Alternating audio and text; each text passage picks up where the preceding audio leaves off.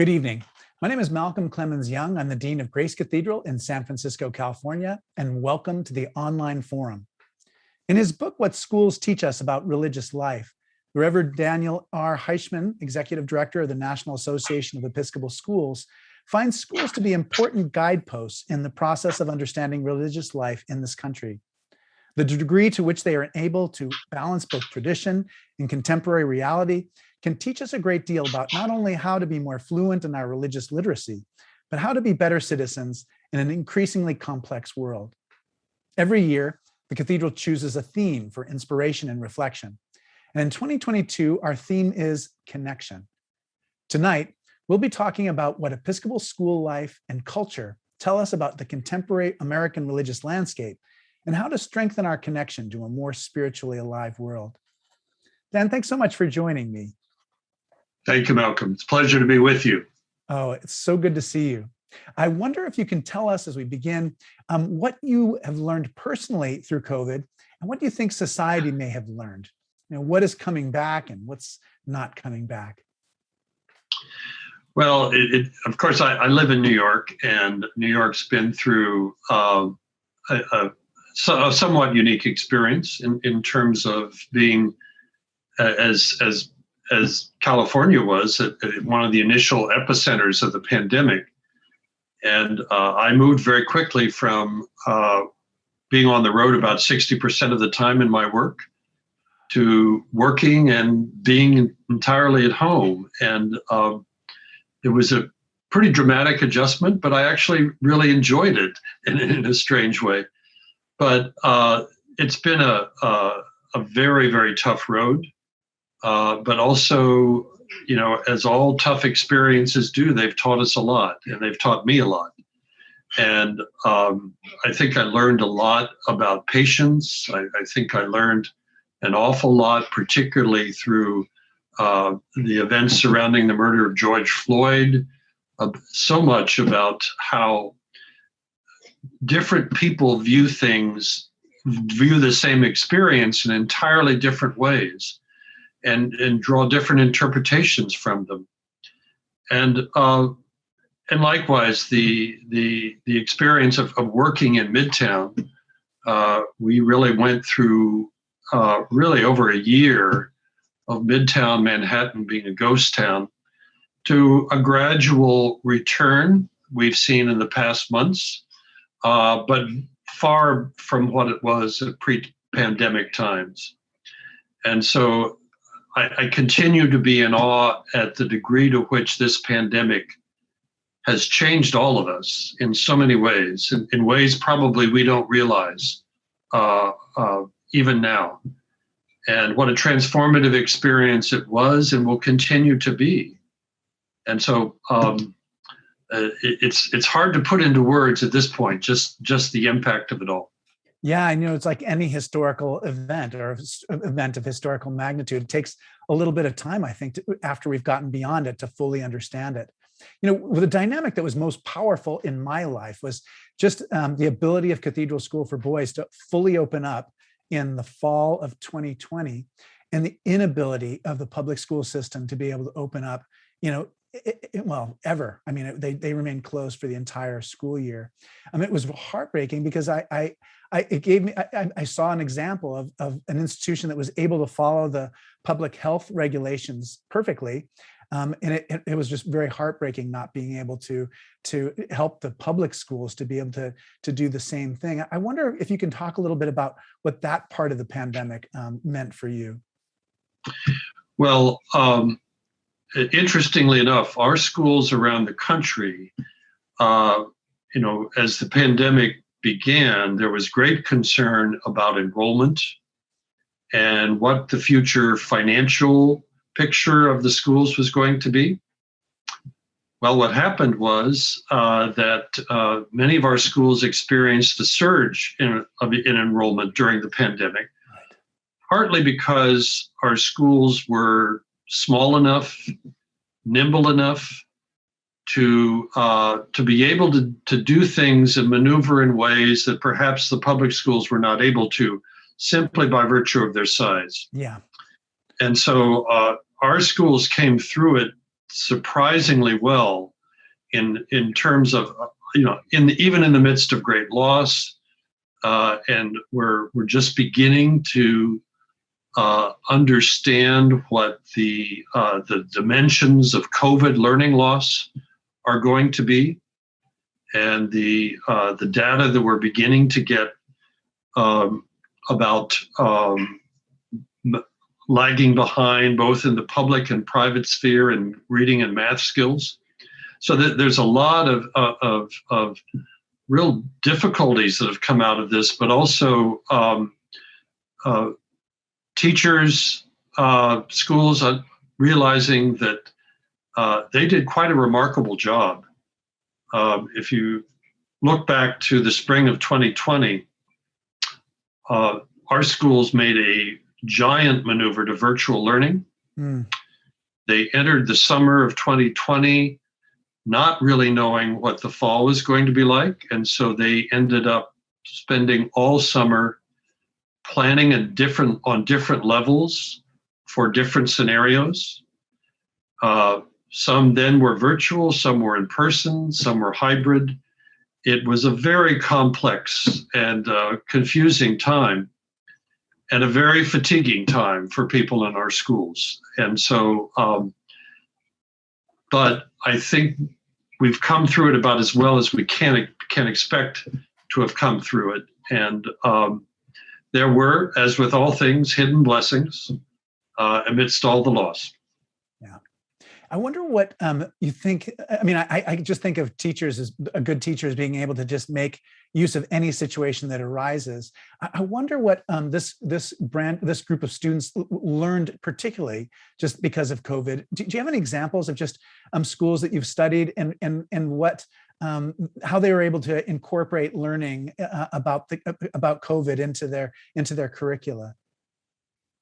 That's a really interesting question.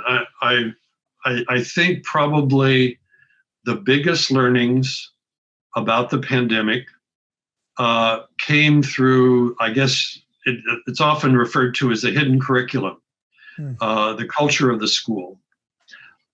But I think we came to terms, not completely, but we began to come to terms with some of the great social inequities in our culture.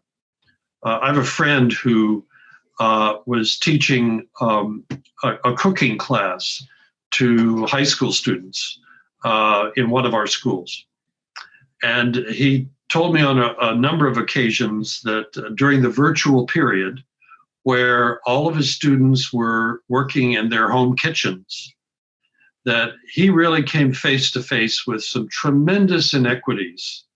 On the one hand, having students who had big, expansive kitchens with all sorts of impressive appliances, not that they knew how to use those appliances necessarily. And then crowded kitchens, on the other hand, with some students where they had to share that space with siblings or grandparents.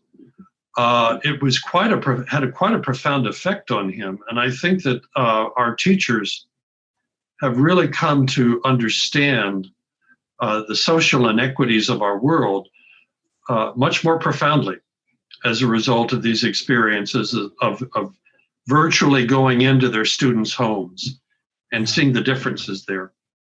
But I think we've also learned that in-person learning is so vital and so essential. We perhaps were traveling a path pre-pandemic toward thinking that all of the future was about being virtual. And I don't think that's the case now, because we've come to understand the value of how learning takes place in a person-to-person way. And I think that's made a big difference. Yeah, I think about that often. It's in a way, churches are kind of the antidote to online life. And yet it's also important to think about how they can be participating in online life too. Do you know what I mean? Yes. But I agree. I mean, I just think of my teachers, like Richard R. Niebuhr or Gordon Kaufman. I mean, the personalities, Margaret Miles, the personalities they had are part of what they were imparting to me, like a values, culture, an approach to learning, et cetera. And those are things that happen, in person, not online. Yeah. Well, and we lost a lot of time with young people, and it's valuable time in terms of socialization, in terms of getting along with each other. And so we've got some work to do there, I think, across the board, as we've seen the effects of isolation in terms of parents and the challenge of parental trust in schools. Yeah. Because if you can't physically enter into your child's school in some way, that has an impact on your trust on what's going on in the school. Yeah, that's fascinating. I hadn't even thought of that element, but I can imagine it's huge, especially in the elementary ages where parents are so much part of the classroom life. In middle school and high school where they're a little bit, they're encouraged to be more distant. I can see that wouldn't be as much of a factor. But it's go ahead. I was just thinking. I read I reread your book this last weekend. What schools teach us about religious life. It was good because I read it before, but it was almost 10 years ago. I love so much of what's in there. I mean, those detailed studies of the different schools that you visited and showed as examples for us, just the importance of culture too. I thought was such an important part of it. And then just the insight too, that, when I was a young man, colleges had affirmative action. It wasn't illegal in California to have a public school have affirmative action program. So I grew up going to a much more diverse college than kids who came up, 10 or 20 years after me. And so it is that, like, diversity in socioeconomic terms and in every other terms, it is something that Episcopal schools have that sets them apart, which is not the way a lot of people grew up. But I think it does mean that that people are thrown together in different ways and have to resolve things in different ways. And I wonder what you think, it kind of is your summary of what religious schools have to teach us, especially about diversity and living with people who are different.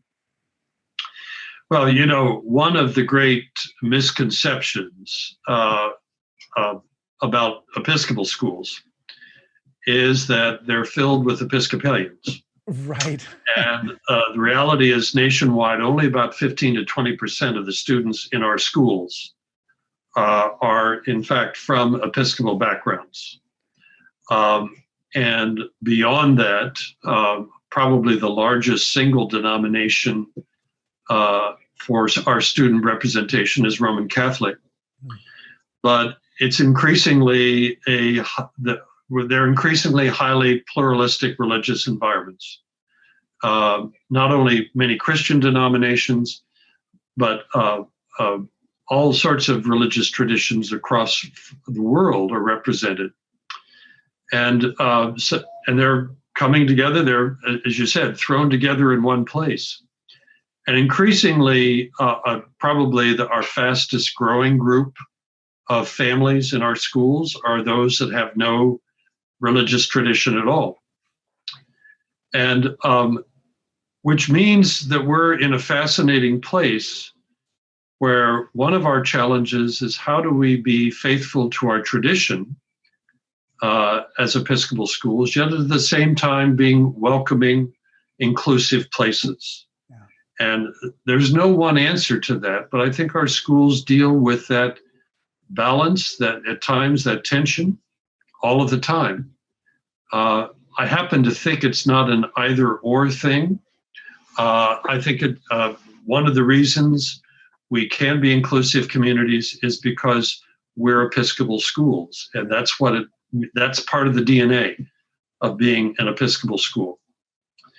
But particularly our chaplains in our schools are really at the forefront of the church's connection to a group of people that may not be darkening our doors in churches, who have no religious affiliation, And so there's a tremendous opportunity there to work with them and to see that part of society and to understand both the traditions and the lack of traditions there. So schools are in a tremendous place in that way. They really are. And I've got to say, our chaplain, Timothy Siemens at Cathedral School for Boys, he's a fantastic preacher. And I don't know if who's on the committee for a new executive director of NAES, but at some point I think he'd be great in that role. I think he would be. Yeah, he's really exceptional. We're so fortunate to have him. And you're right, he's constantly innovating, constantly creative, and he has a large number of people, students and parents and staff members who are listening to him and learning from him every week. And he's really making the most of that opportunity. And Episcopalians are a religious minority in a way. And so it is hard to get the word out about what it means to be an Episcopalian. But I see people like Timothy, and I feel a great deal of confidence for the future. And it's that combination that we're really looking for in all of our chaplains, indeed the culture of all of our schools, and that is to be grounded, but at the same time welcoming. And I think that's the balance we're aiming for in our schools. I love that. I wonder if you can give us some examples of just chapel services that you've seen across the country. I mean, you visit like 50 to 60 schools a year. So there's no one who has the experience that you have. But I wonder if you can talk about chapel service that you've seen, or just the way chapels function and how that might inform like how Episcopalians go to church on Sundays in the future. Like what will churches learn from schools in terms of worship? That's a wonderful question. Our schools, their worship patterns, their chapel patterns are as diverse as the schools themselves. We have schools that have chapel every day. We have schools that have chapel once a week, even some that do it maybe biweekly. Some of those are by the Book of Common Prayer. Yeah. Others are much more freewheeling. Much more akin to what you might see in mega churches in terms of screens and the type of music used and the prayers and everything in between. An interesting aspect I've noticed is that the effective use of silence in so many of our school chapels. And we might not think at first glance that young people are particularly drawn to silence. But in the chapels I've seen where there are times for silence, whether it's in the beginning and the middle of the service, young people crave that and really welcome that opportunity. And it becomes a mainstay of the liturgical life of that chapel. The other thing I'd point to is that in a great many of our chapels, the ownership of the chapel is in many ways in the hands of students. In terms of leading chapel, in terms of offering homilies. It's particularly true at the high school level, but we also see some of that at the lower grades. But that students are very actively involved, not just as acolytes, but as leaders of the chapel service and people who are offering the reflection or the homily in the service. So those are two of the things that I noticed most of all. But over and over again, the one common feature I see is the centrality of chapel to school life, to a sense of community. If you go to the websites of so many of our schools, and they'll take you on a virtual tour of the campus, and when it comes to the chapel, so often the chapel is described as the heart of the school. And and all of what that means. And so that's the really one common thread I see with all of them. Chapel as a place and as a service means something to these schools. And a fascinating experience, last fall I was at a boarding school, and boarding schools were able, particularly in the earlier parts of the school year, to be bubbles, because the comings and goings were pretty secure, and it got to a point where with many of our schools they were able to come back as a student body in its entirety to chapel. And I was in a class where we got onto the subject of chapel, and you don't hear this often from high school students. You usually hear it once they're gone from school, they're alums, but they talked about the joy of being back together again in chapel, even of singing together in chapel. And that's not something you hear every day from our teenagers, but I think was a sign of the impact that chapel has. Yeah, we used to talk about this, you and I, ages ago, before I came to Grace Cathedral, but about just what a central role chapel has in just forming community. And it's one of the things when we started Ventana School down at Christ Church Los Altos. Just building the chapel expectation in from the very beginning, so that it was always expected. It gave people a chance to see what it could produce, without just kind of being suspicious of it. We definitely had a lot of suspicion among the Silicon Valley technology type people. Sure. And it was great to be able to show what an effect it had in bringing people together. And go ahead. No, you go ahead. And in a great many of our schools, they have chapel councils or student vestries.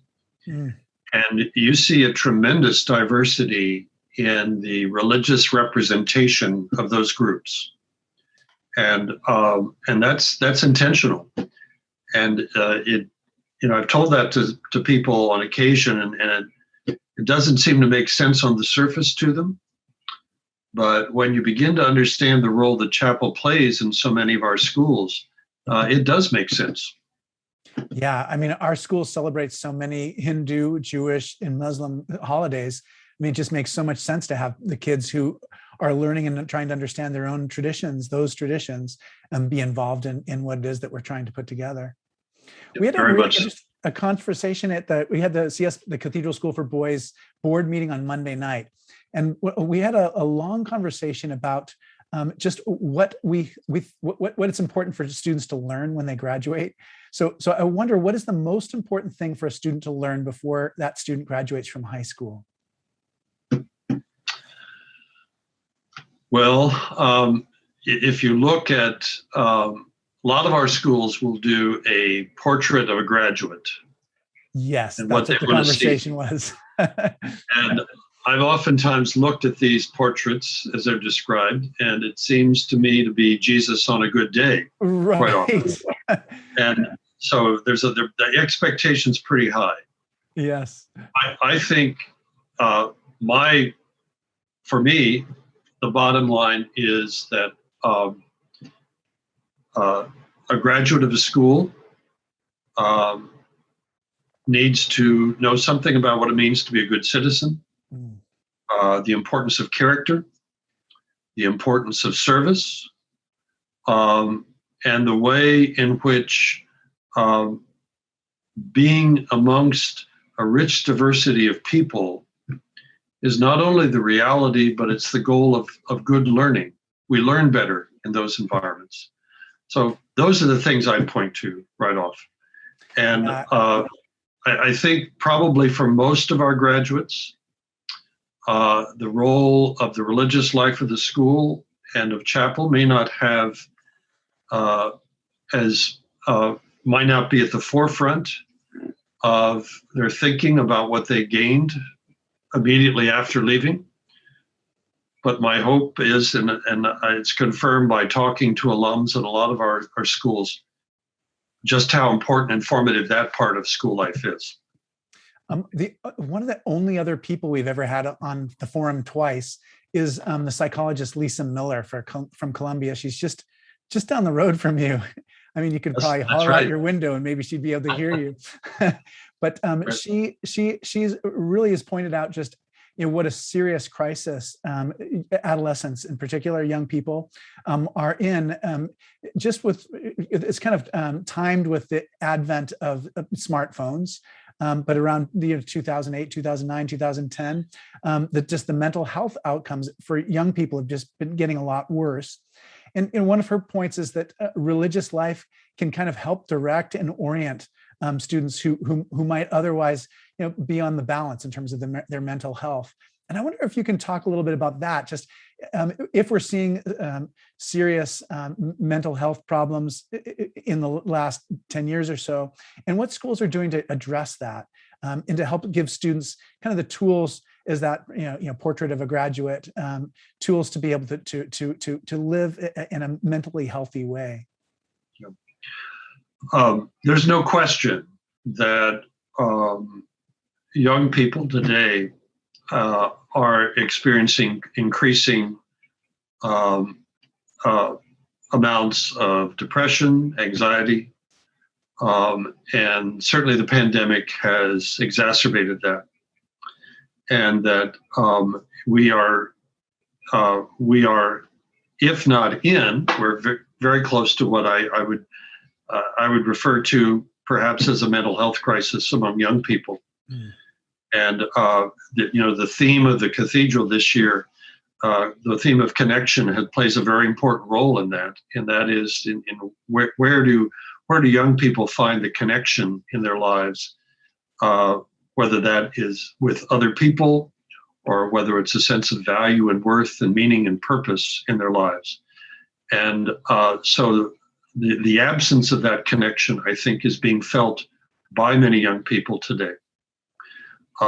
Certainly our schools have allocated a lot more time and resources to building up counseling staffs, to paying more attention to the emotional well-being of our students.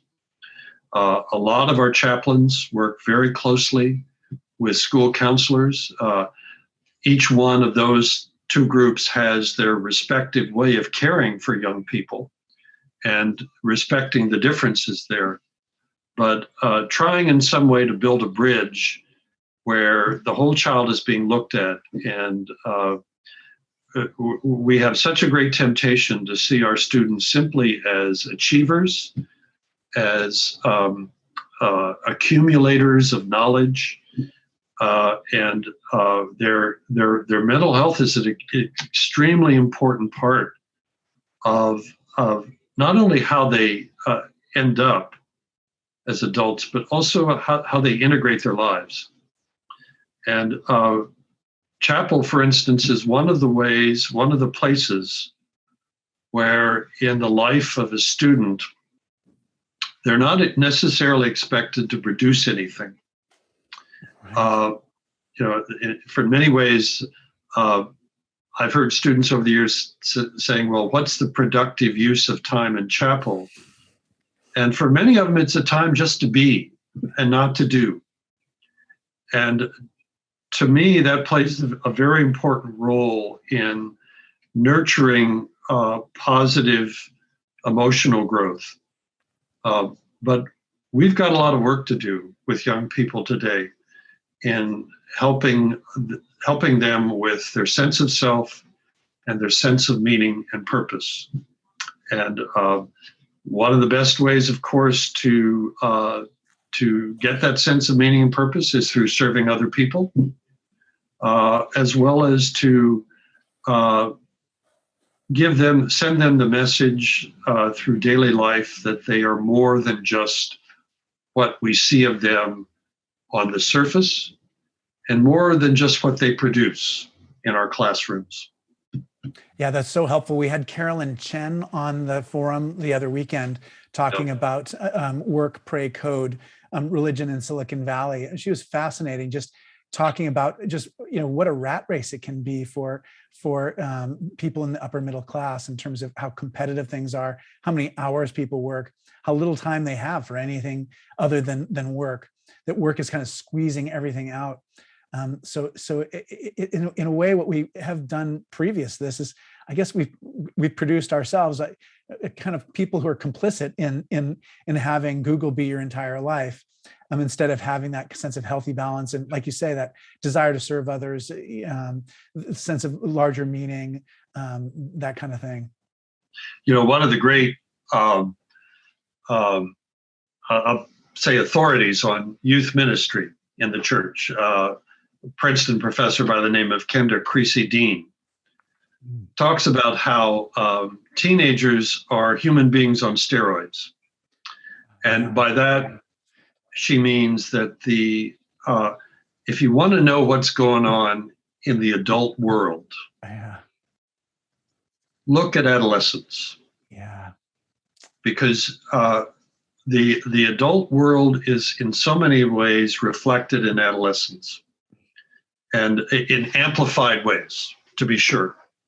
But some of these issues of pressure, overwork, living with impossible expectations, not carving out a sense of self, these are adult issues, and so many of our kids are mimicking those adult issues.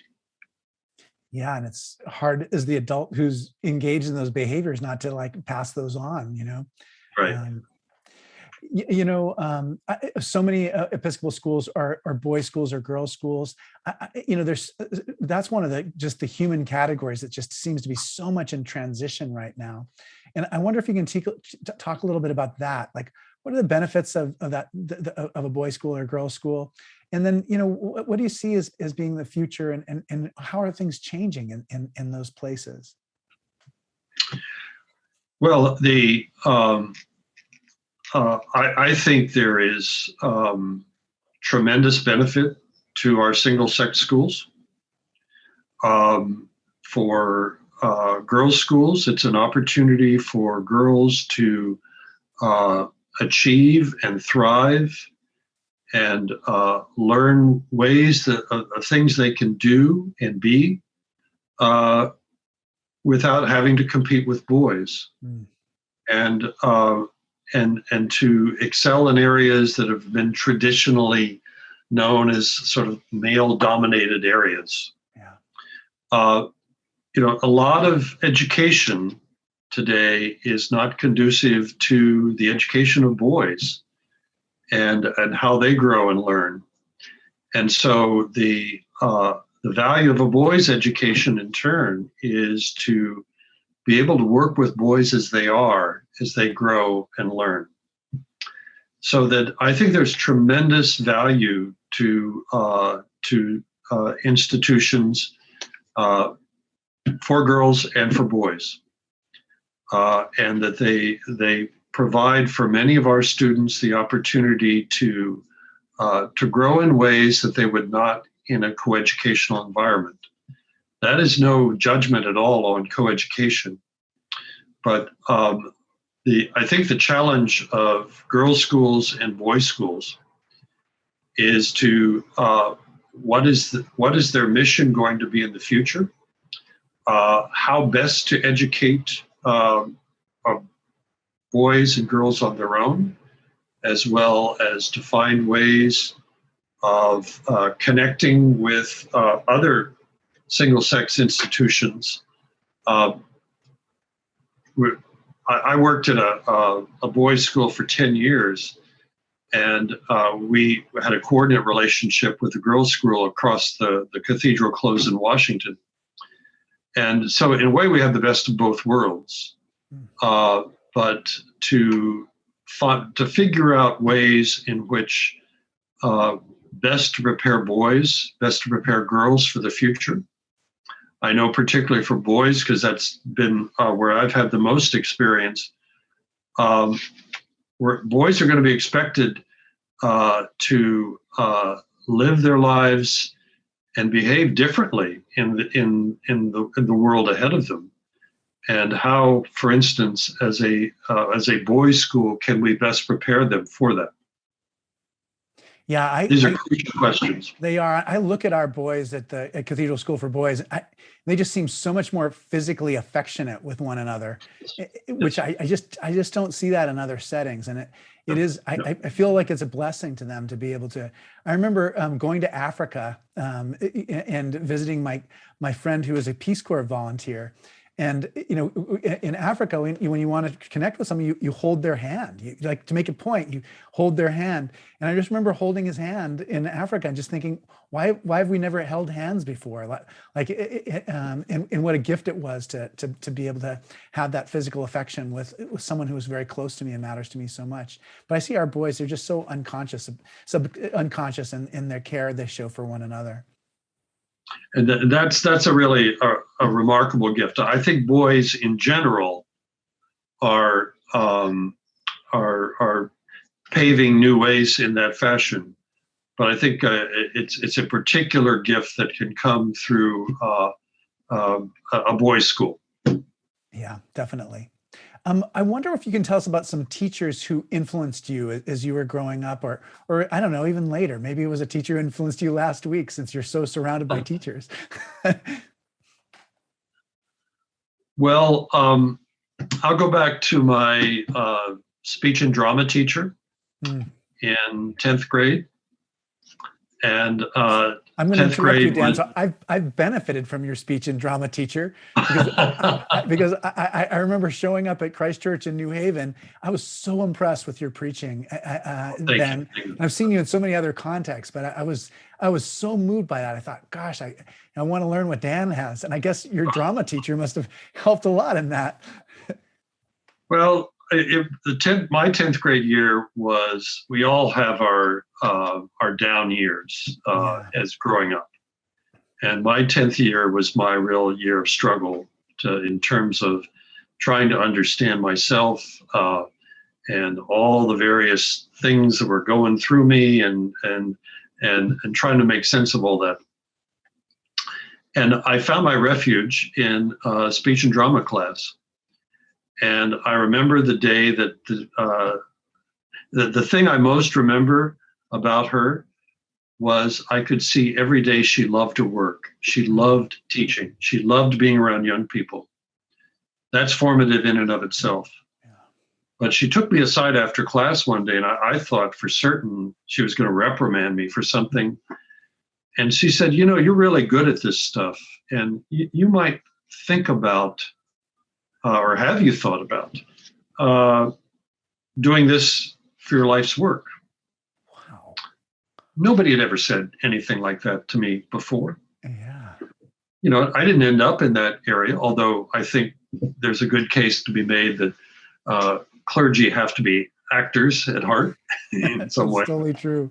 but it's that identification of a gift in young people, and hearing that from someone other than your parents, that I think is really crucial,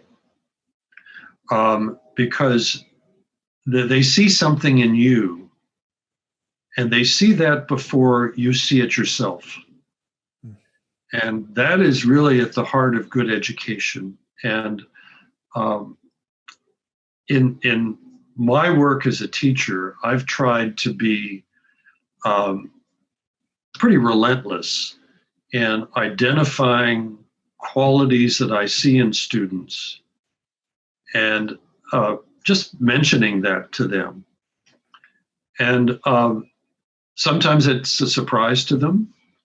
Sometimes they're gratified that someone else sees something that they're drawn to.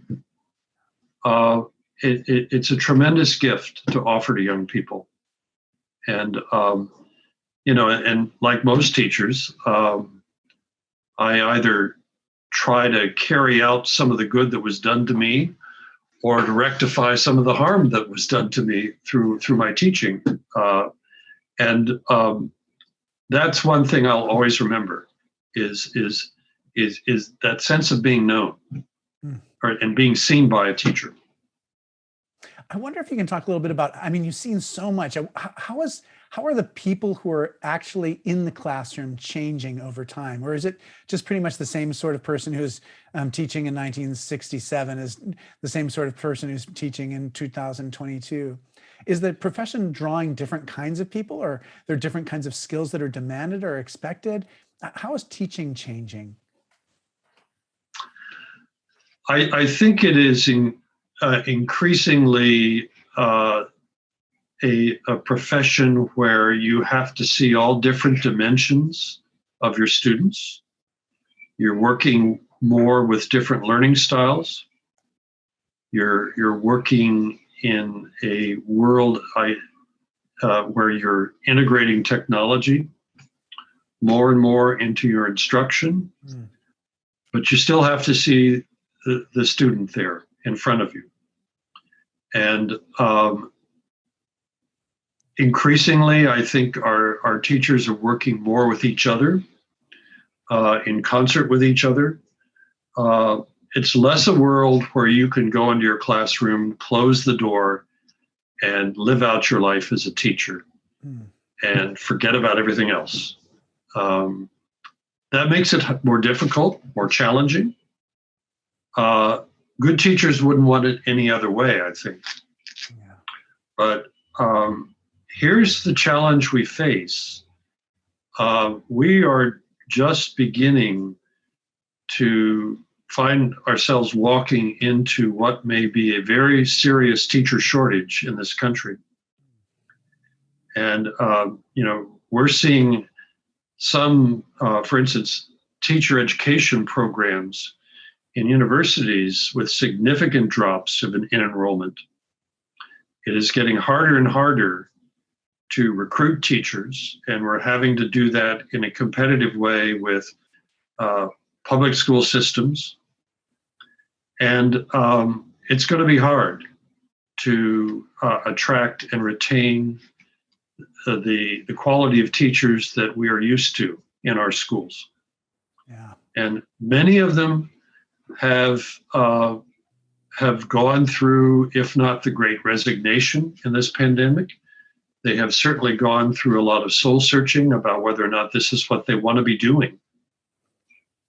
And so this is going to be a tremendous challenge for our schools. School boards are going to have to think about ways of incentivizing and retaining teachers. And we're going to be working very hard to think about how do we keep our top teachers into the future. Yeah, that's very interesting to hear. I'm glad to hear that people are attentive to that. Good teachers are so important. So there's a few questions that I had to ask because I just don't want to lose my chance. And the whole time I've been a little bit worried that we would never get to them.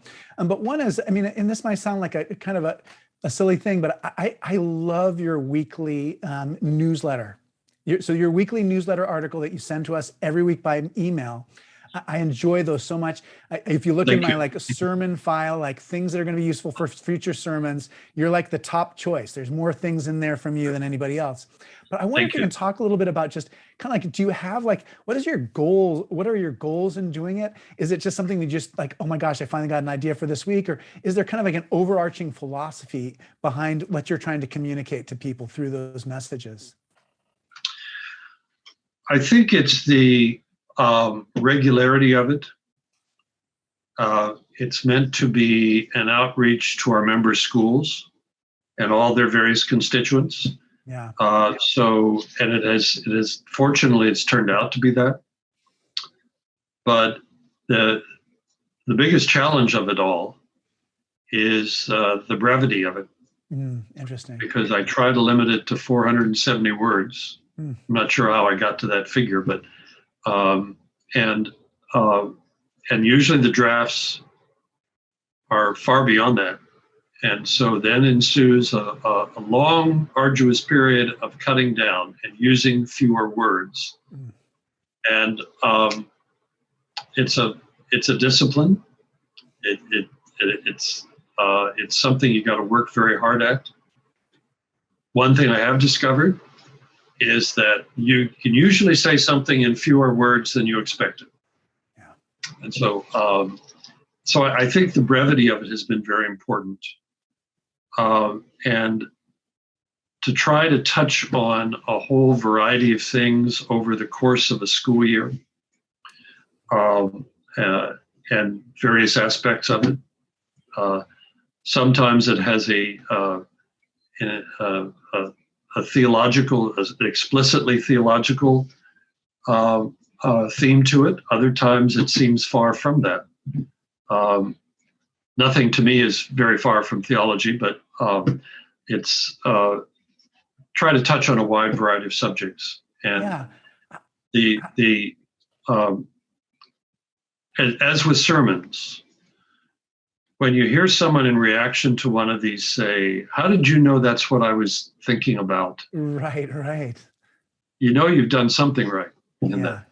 Definitely. Yeah, I was thinking about that. I was wondering too, just if you if I don't know if people ask you this, but how would you characterize your theology? If someone asks you that at a cocktail party. I guess I'm pretty traditional in my theology. I would say I don't know if I would say I'm sort of highly orthodox in my theology, but I think I'm pretty traditional. In terms of the basics of the faith. But doing this kind of work, the incarnation means everything, and the embodiment of Jesus in our daily life, in the things that we experience, and the give and take of life. That to me really points to the centrality of the incarnation. So that's probably where I begin. Yeah, that's great. Thank you. And I think our tradition, our Anglican tradition, is a highly incarnational one. And that in part allows us to take the world seriously, and to the contributions of different areas of study and research, of science, of literature. I think our incarnational approach is part of the key to the strong academic qualities of so many of our schools. Definitely. So what do you think makes a sermon effective? And maybe if you have a hard time thinking about just like effectiveness in preaching, you might think of just like a sermon that you've heard that you might use as an example of good preaching.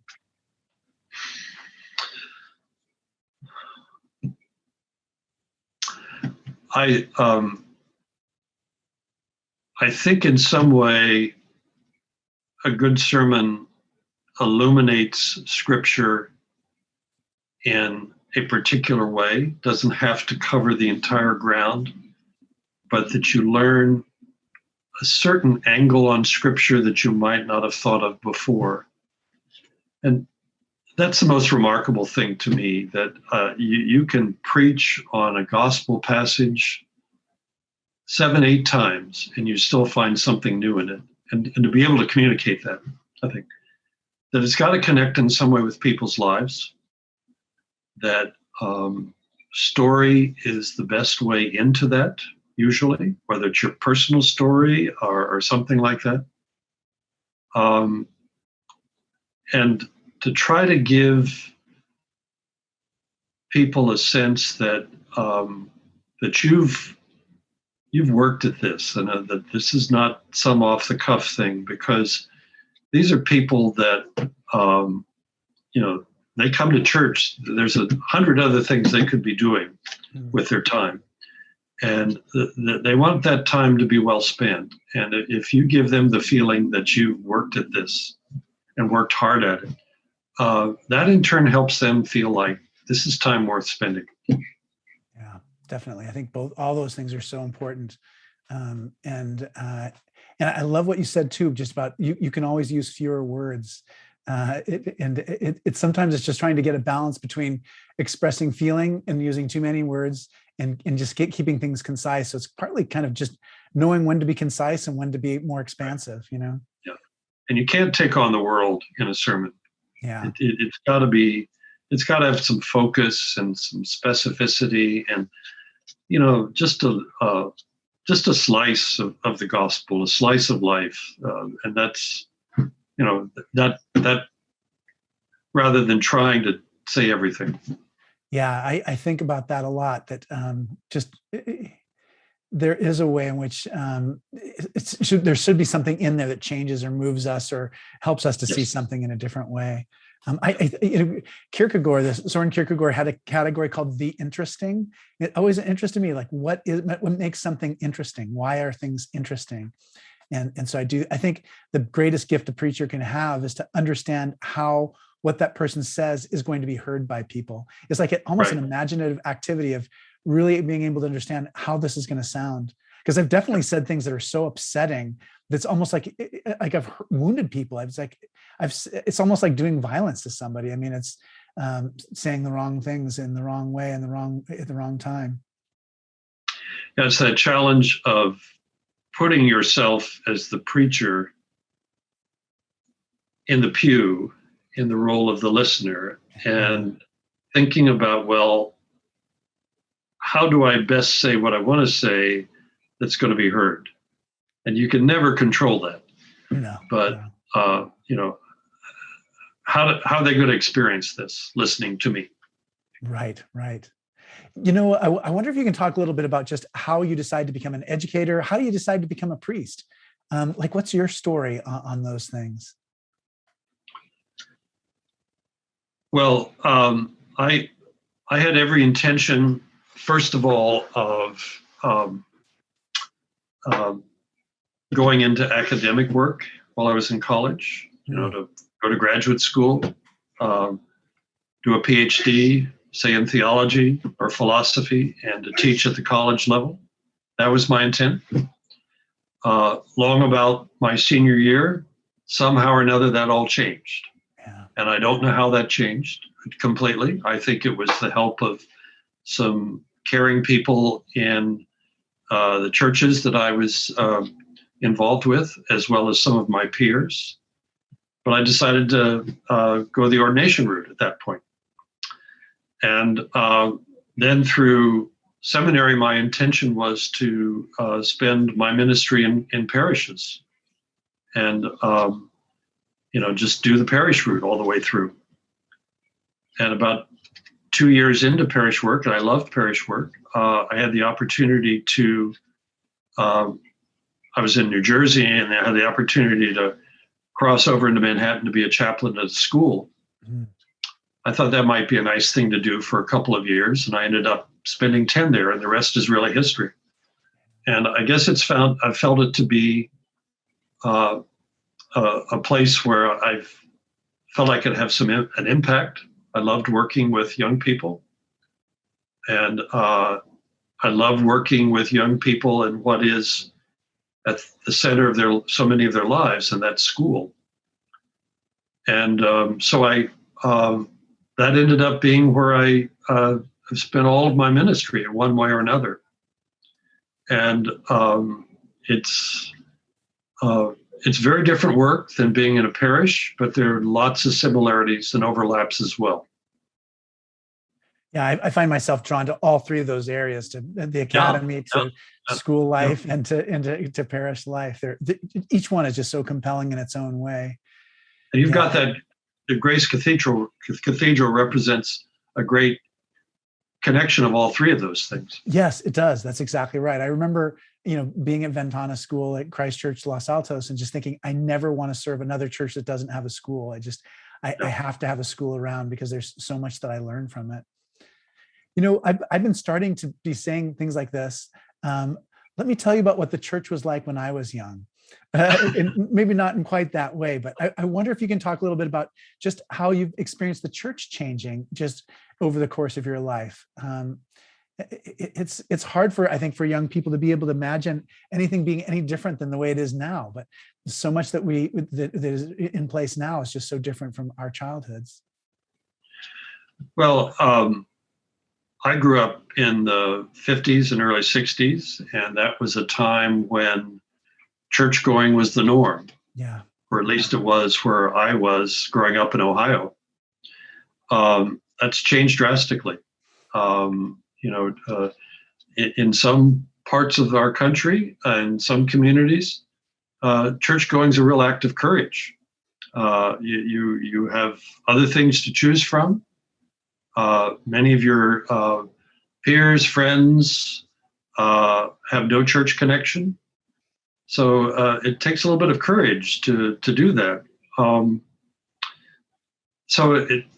Church going has changed so much, and there are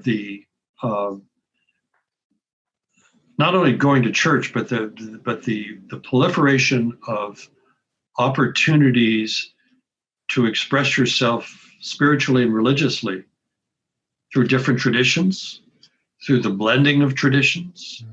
The offerings are innumerable for pursuing some avenue of spiritual growth in our culture. Yeah. So we've gone from pretty much a one and only option to a whole smorgasbord, and so that those are the choices we have today. It's like going down the aisle of a supermarket. Sometimes the choices are overwhelming, but it has meant that we who go to church are no longer in the majority, and so that has an impact on what it means to go to church.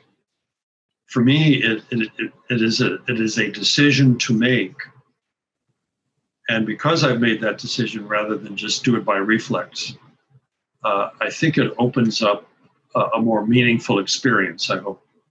Yeah, I like the way that you said that. I mean, because that may be the most important part of the difference is I could imagine someone coming to Grace Cathedral in 1955 because it kind of might like advance their career, that they wanted to be in the right social set, or but the people who come to Grace Cathedral in 2022, I mean, they're deeply spiritual people. They're there for the right reasons. They're right. They're not going to get a promotion at the local factory because they're a churchgoer. They're there because God is inviting them. And that's the crazy thing too. It's just like, what other environment are you in that no one controlled the invitation list. I didn't ask them all to come. I wouldn't have chosen some of them if I'd known.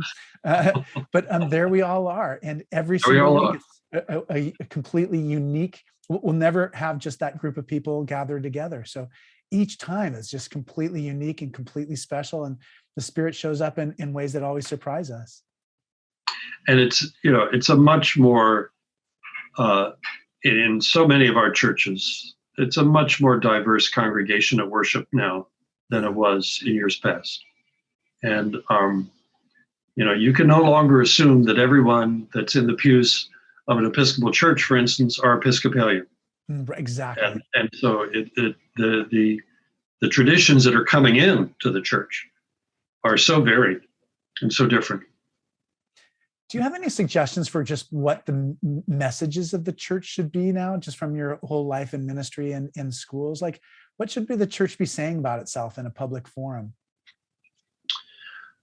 I work with a lot of churches, and probably more than my share of troubled situations with churches. Yeah. And I think there's, in many of our congregations, there's a real crisis of confidence, a sense of assurance that what they are doing is what they should be doing. And in many cases, there are lots of ways of doing new things, and that in some cases, congregations ought to be doing things differently. But if I was to wish something for our churches, it would be a renewed sense of confidence and belief that what they are doing truly matters. And we don't all do it well, but that pattern of keeping at it, that there is meaning in that, and I'd like to just see a new dose of confidence more than anything. That's great. I love that, because I totally agree. Especially here in Silicon Valley, where there's, it just seems like such an uphill battle where it's just hard to explain what it is that you believe when you believe in Jesus. Yes, very hard, very hard. I'm so disappointed because I still have like another 18 questions. I guess I'll text them to you and you can text me back all the answers, but it's such a gift to have you here, Dan. And I'm going to miss you very much.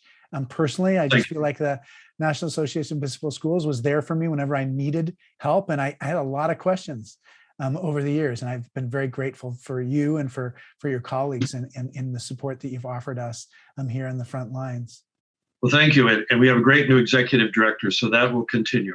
I'm confident. Great. And then you could probably hire Tim to be executive director, maybe in 3 or 4 executive directors. 3 or 4 years. We'll let him spend some more time at Grace Cathedral. I'm glad, because if you were to take him away from me, I just don't know what I'd do. The guy's an all-star. Great. Our next forum is on Wednesday, April 27th, when my guest will be co-creator and star of the Showtime comedy drama, Abby McEnany. We'll be talking about what it's like for her to be one of the few people like her in film and television, and how her work deepens our connections to each other. We rely on your support to the forum. Gifts of any size make a difference. You can give to gracecathedral.org or by texting THINK, THINK, to 76278, 76278. And thanks again to Daniel Heischman. Thanks for joining us, and good night, everyone. Thank you.